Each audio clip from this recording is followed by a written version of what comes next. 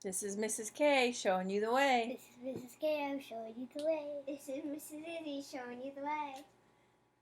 Alright, 10.3, inscribed angles. An inscribed angle is an angle whose vertex is on the circle and whose sides contain chords of the circle. An intercepted arc is the arc that lies in the interior of the angle and has endpoints on the circle.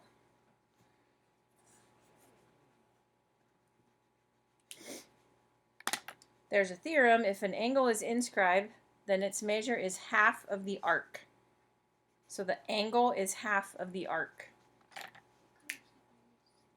Inscribed angle equals half of the intercepted arc. So basically the angle is smaller. So if we do 3 examples of that, this one is a right angle. See how that's on the circle? That means it's inscribed. So if this is 90, that's half of this arc. So to get the arc, you just double it. 90 times 2 is 180. That would be the same thing on B.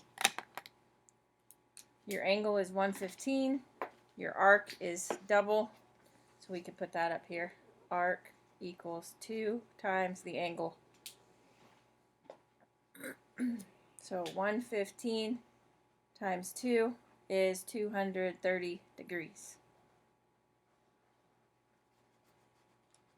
On C, you have the arc given to you. So the angle is half of that arc. 100 divided by 2 is 50. So this angle right here, angle M is 50. There's a theorem that I call the bow tie theorem, but if 2 inscribed angles intercept the same arc, then they have to be equal. Because if you look at angle E, it goes to this arc. I'll dash it, this arc.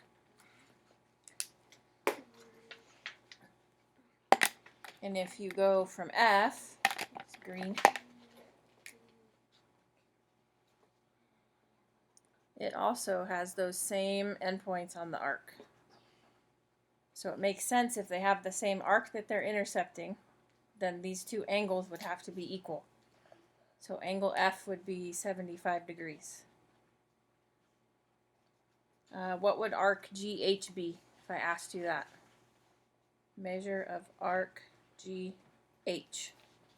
Well, you have the angle, it's on the circle, so to get the arc, you just double it. 150.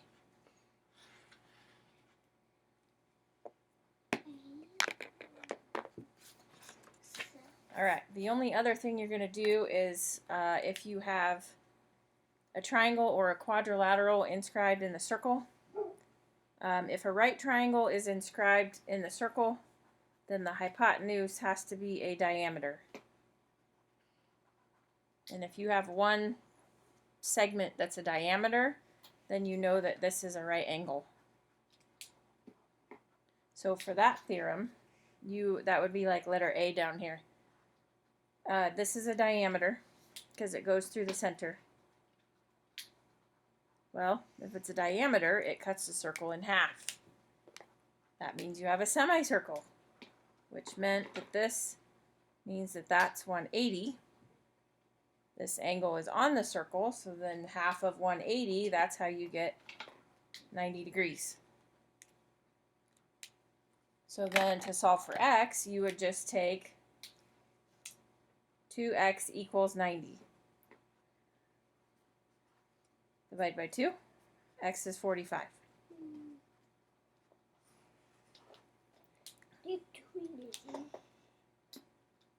On the last theorem, it says a quadrilateral, 4 sides, can be inscribed in a circle if and only if its opposite angles are supplementary. Remember, supplementary is 180. Opposite angles, G and E, are opposite angles. So y plus 120 has to equal 180. Or you could just subtract 120 from 180. So y is 60. Okay, for z, z is across from, or opposite, 80. So z plus 80 has to equal 180, which means z is 100. That concludes your lesson on 10.3 inscribed angles.